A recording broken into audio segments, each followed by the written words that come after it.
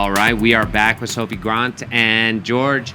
Thank you guys very much for being here with us. Thanks for having us. No problem. Yeah, great having you join us here in the studio.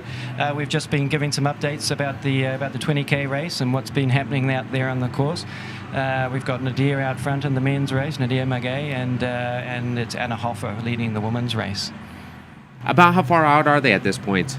They won't be far off reaching the top. The men, I could see they were on that last kind of the steep pinch where it sort of goes into single track. And actually, given the numbers, we've got 750 out there on the track. Can actually get quite tight once it goes really narrow up that final part. And sometimes there might even need to be a bit of patience as runners kind of condense up into that section. What races are you guys going to be taking part of? Because not only are you, I mean, I know that you're in the 120. I'm going to kind of assume. But George, what race are you taking part in this weekend as well? Yeah, I'm doing the 120 as well this year. First time for me. Really? Yeah. Are you excited? Are you nervous? I think it's more of a case of dread. Okay. No, I am excited. That's the it's gonna proper be great. feeling when it means something to you. You know what I mean? That proper feeling of dread before walking into a test can let you know that it's important. Yeah, okay. That's a good way of thinking about it. Yep. No, I am excited. It's going to be great. We always say it's good to be nervous, and it's good to have butterflies in your stomach, but as long as the butterflies are kind of flying in formation, that's Oh, I like that. Flying in formation. Excellent. Yeah, look, now you've had quite a challenging kind of preparation for your 120 for your loot journey. But first start with telling how many times have you been here in Cortina and why do you keep coming back? So I think this is my 7th time. I just love it here. It's the most beautiful place to run, and I love the people, the atmosphere. Like, we normally come with the camper van and just like camp up for 6 weeks and explore because it is just so cool here. I would like to point out it's actually our 8th time here. We did actually come here once, and we got here and Sophia realised she hadn't actually registered.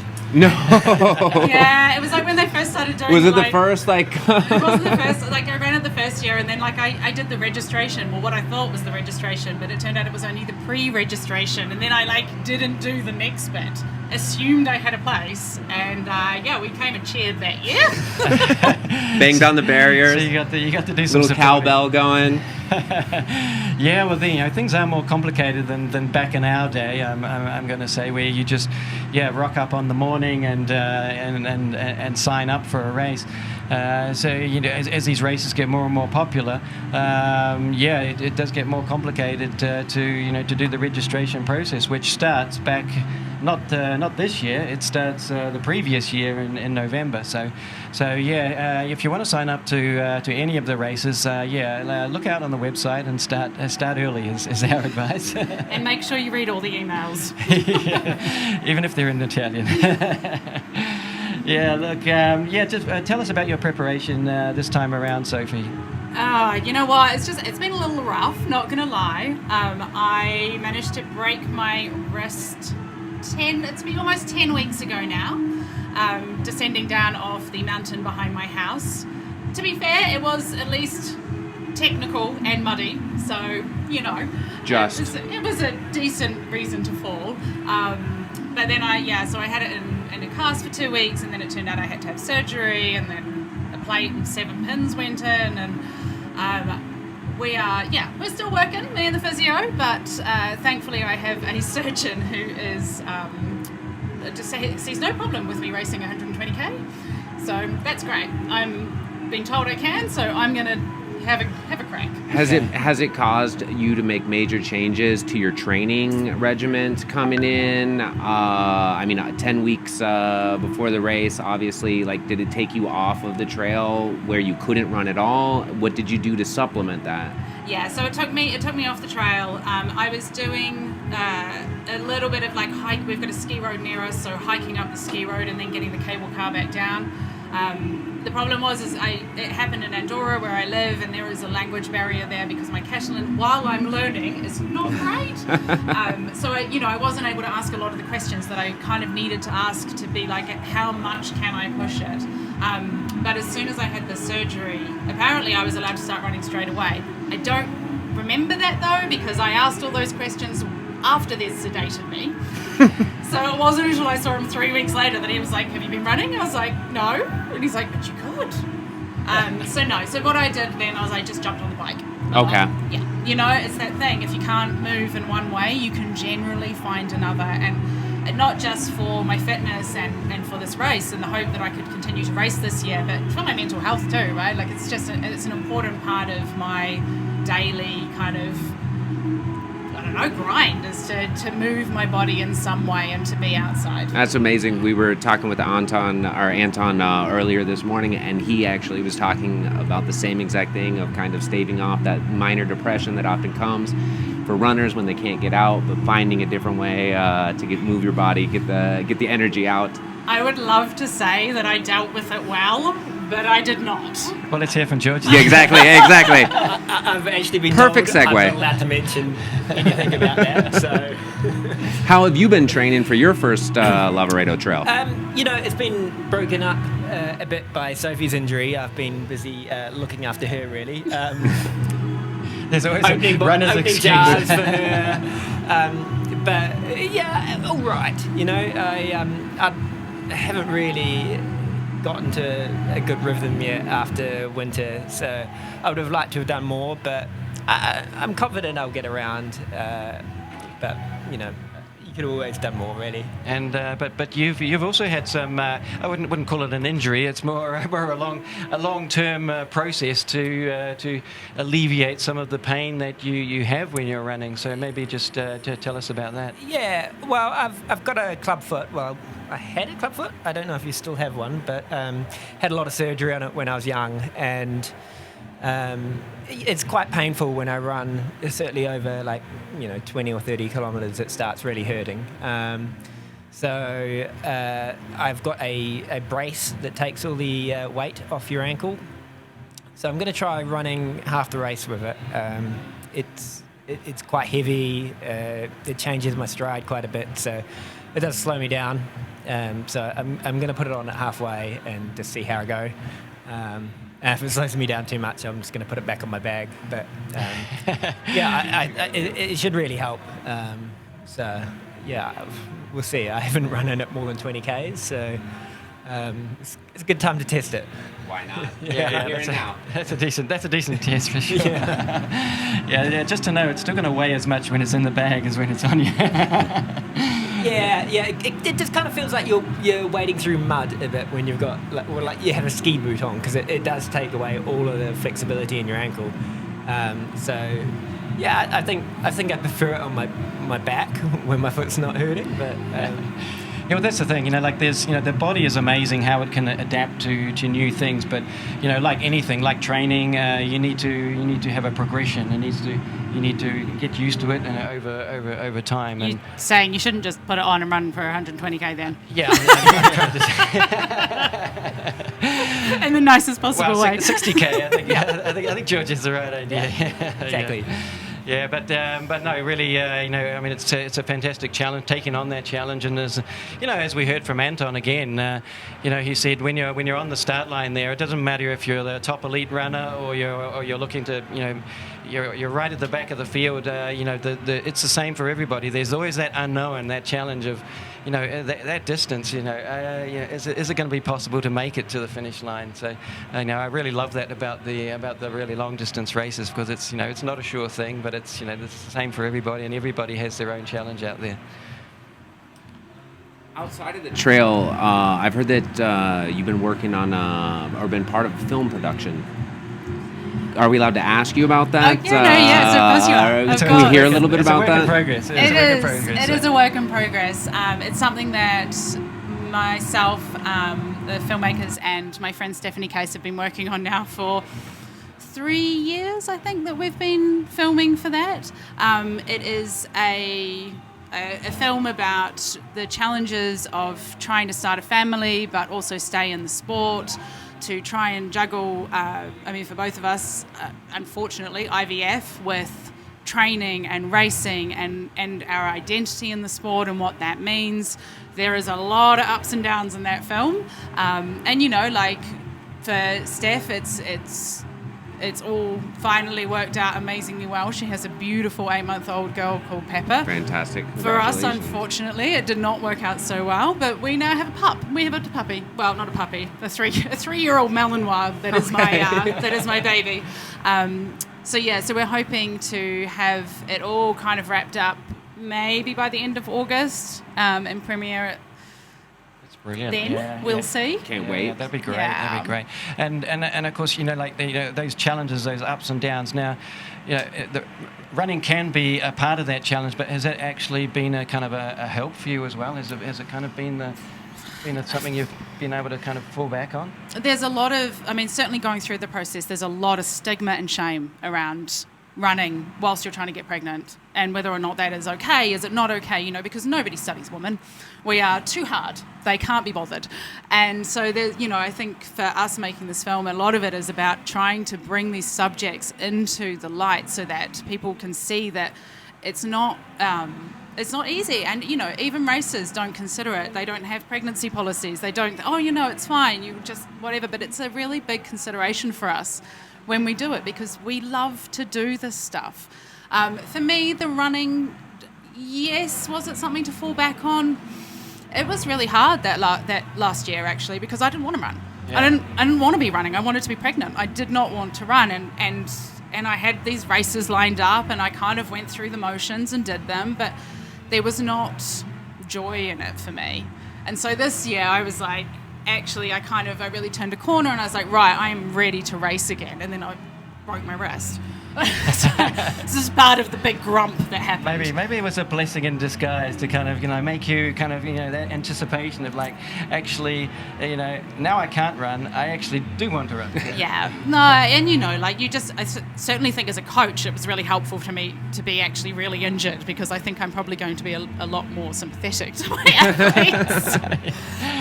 When they do silly things as well, I guess, yeah. Yeah, but you know, for sure, running is so much a part of my life that I use it for everything, right? Like I use it to find joy, I use it to deal with grief.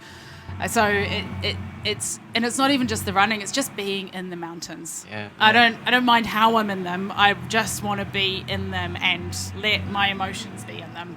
So yes, it was there, but also difficult. Yeah, and you mentioned you're a coach. How many runners are you coaching at the moment? I have got about 30 athletes that I work with one-to-one at the moment.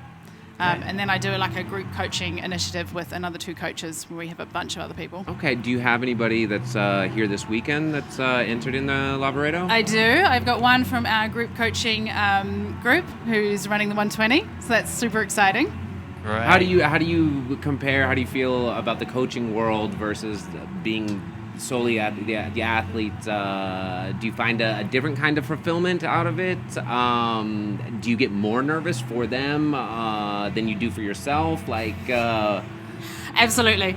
I love coaching. You know what? To be a part of someone else's running journey like that, to be trusted to help them navigate the sport is such a gift. And I get really nervous for them racing. Not so much nervous, just like I have so much belief in my athletes. And I think often, and certainly my female athletes, you know, like it's hard for them to have that belief in themselves that they can do this. And that's where I'm like, I believe in them so much, and I want it for them so much, you know, like, and whatever happens for them out there on the race day, I'm always just so proud of them for getting to that start line and for putting that work in to be there. George, have you jumped it? Do you get like free coaching? No. Is some sort of discount program going on for you? I definitely get some unsolicited advice. I just tend to do whatever Sophie's doing, so I assume I'm following some sort of good program for someone at least. Maybe not me, but no, like pretty much like Sophie. I just like being out in the mountains, so I'm not as fussed about the coaching aspect or like maintaining the top performance. I just want to be outside. Just maybe perhaps for some of the people that are a little less up to date or follow a little bit less the world of ultra trail, like did you guys meet each other out on the trail? or how did you guys meet each other, and how did you guys start running together? We met in a bar when we were I was 19 and he was 20. Okay. So definitely not runners at the time. Then we moved to London together, and I actually started running with George's dad. So he had done like the Coast to Coast in New Zealand and a bunch of other events, and I said to him, I want to run, and he was like, okay, run to that lamppost. Okay. He was like, that's how you run. I'm like, okay, Started the running great. team. Yeah. Isn't that great? Yeah. And so I used to run with him a lot, like 5 days a week, when we all lived in London together. And at the time, George wasn't able to run. He was just in too much pain with his Okay. foot. Like we really never ever thought he was going to be able to toe the start line of a 120-kilometer race. So That's fantastic. I mean, Yeah. that instead today we're sitting here talking to you about what you're going to do in your 120K race. Yeah, it is awesome. Completely unexpected to me as well. You know, it used to just be so sore, I could hardly walk. And then I kind of just ignored the pain. Like, I maybe took a few too many painkillers and ran on it a bit. And the stronger it got, the less pain. Do you have like any Came into it. mental exercises that like, do you just tell yourself, ignore it, ignore it, ignore it? Are you able to take yourself to kind of a blank space where it's in the background and the volume's turned down that you can continue going? Yeah, I think so. Like, it's not conscious that I do that, but it's kind of like it's just always been there. So you do kind of just tune it out a bit. Sure. Speaking of, because I'm an absolute wuss when it comes to other pain. Every other type of pain, paper cuts, scrapes. well, speaking of pain, I think we've got an update out on the course. Marcia, our roving reporter, is out there who's going La to fill us in what's happening on the supporter. 20K.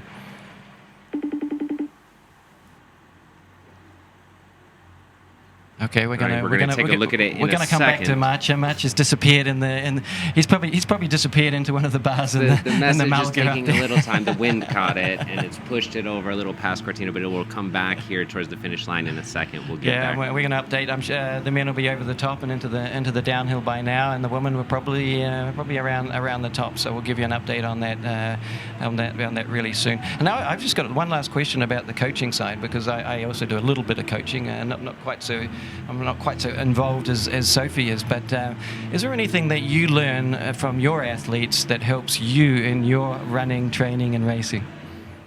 yeah, for sure. Like the coaching process I like to call it a collaboration rather than, like I'm not there to tell my athletes exactly like what they have to do, right? Like it's like, okay, well, we're going to try this and we're going to see what happens. But I think my athletes have just really taught me like tenacity, Yeah, right? Like, You've seen some of the struggles that they have to go through, and it's like, well, actually, if they can get through it, then yeah, because like when I've suffered in races for sure, and I've seen people suffering in races for sure. But when you are kind of part of that process with someone that you like really believe in and know that they can do something, you really just feel it, right? Like it's a really great job. Do you have anything that you tell yourself, self-talk wise or whatever, like when you're suffering, or any mantras perhaps that you kind of pass off to your athletes to try and help them with that aspect of it?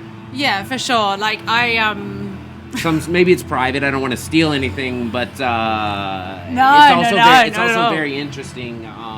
There's been recently there's been a clip of Ronaldo before taking a free kick, and the things that he was saying to himself in order to kind of try and control those emotions in the moment. Yeah, for sure. Like when I was little, I really hated running, walking. I was not interested, and we used to do a Obviously. lot of hiking when I was a kid. Just the way you say it, hiking. Yeah, and like now I'm super pleased that we did. Like, what an amazing way to grow up, right? But my dad always used to tell me to dig it in. Like, dig it in. Okay. Dig it There in, you go, Sophie, exactly. dig it in. And so I often repeat that to myself, and just like, you can do it. Come on, you've got this. Let's go. Come on, you can do this. Well, can we dig into see where Marcia is now? Yeah, absolutely. Let's get over there. Nice segue. Eccolo qui. Andrea Rostand. In testa, attenzione. 20k da Verde Ultra Trail. Davanti comanda Andrea Rostan. Adesso vediamo il gap. Sembrerebbe Isacco Costa. Eccolo qui. È lui. A lei Isacco, a lei. Isacco Costa, siamo Crepede Zumeles. Adesso si va in forcella, secondo Isacco Costa. E adesso abbiamo Nadir Maghe. Dovrebbe essere lui, eccolo qua. Ale Nadir, ale! Nadir Maghe Team Laspo, dunque comanda Team Laspo. Poi abbiamo, come abbiamo detto, Isacco Costa e dopo dietro Nadir Maghe. Ale Nadir, un minutino, Vai Nadir, ale! Dopo vediamo la discesa. Il crepe verso il... Did you hear Matcha saying that un minutino?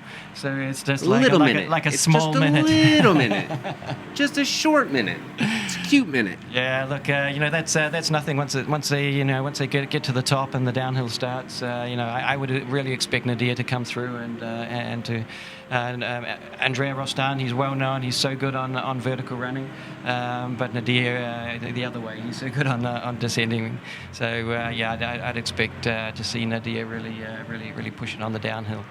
It's going to get close here. I mean, they're going to be coming in pretty soon. Very exciting. Good stuff. We'll be coming up now. Probably 20 minutes time. We'll be cheering in the leaders, and then the women's race. As far as I can see, it's still Anna Hoffer in the front. Did we have an update? She was on the top. I think we might need to do a refresh on the screen, but it looks like she's in command. And who do we have in second and third there, Walter? We have Sofia Maski and Linda Minardi. We have the same top three that was coming through again. On the site, there's a little bit of a time difference because as they're coming through the different checkpoints or whatever, but we'll see. Yeah. So as you look at the live timing that you can see on the internet there, this is all based on the timing chip and the checkpoint that they run through. And then as you see them move up towards the next checkpoint, it's kind of like an algorithm, it's an interpretation of how fast they go. So if somebody goes super fast between two checkpoints, they might you might see them suddenly gap out in front. So actually that kind of leads into one of the things I wanted to ask you about. I saw in something that you had written in either a blog post or a vlog, you were talking about kind of some of the difference between road running where people are talking about seconds and half a seconds, and where instead in the ultra world, it's also about the logistics and the support and how much that can affect, and we're talking about hours or half hours instead of seconds and half seconds. For you, what would be a perfect logistic supported race? Like if everything went perfectly on your 120, what do you think the limits of where you could finish? Ooh, I don't know. And what does a perfect logistically supported race? Yeah, describe how sort does of that, what, how what would that goes into it. Just one that George supports. That is a perfectly Well done, logistically sir. supported race. So it doesn't look like you're getting much sleep on Friday night. Well, I'll be supportless because he's going to be racing. Exactly. I mean, that's going to be a different, Yeah. completely different. So, do you have like a team set? Are you is that an unknown going into? Well, I know we- you've done this race many We- times. we- and- we know and- Nicola. Nicola Yeah. is in your corner. Nicola Yeah, Giovanelli. I've got who- Nicola and Okay, Michelle. there you go. I'm going to be absolutely sorted. And they crewed me at Templier last year, so I trust them implicitly with it. But no, you know what? I've been so lucky that George, before he was able to run, has just supported me to the ends of the earth. Right? He will help me organize all of the logistics, help me remember things, pack things. Honestly, He signed you up for your first race, if I understood correctly. yeah. To be fair, I used to just get random emails. You're like, oh, there's a 50-mile race that I'm now entered in. Great. Yeah, so, to have someone there who I know is going to be there, who is going to have everything that I need, who is going to treat me in the way that I need to be treated as well, right? That took a few years of getting that right? Just get me in, get me out, tell me I'm looking good, don't tell me that there's someone behind me, just get me moving. So, I think as well, when you have crew and you have a support team that is really efficient, you don't necessarily have to be the fastest person on the start line, because if you don't get those logistics right, you just waste time.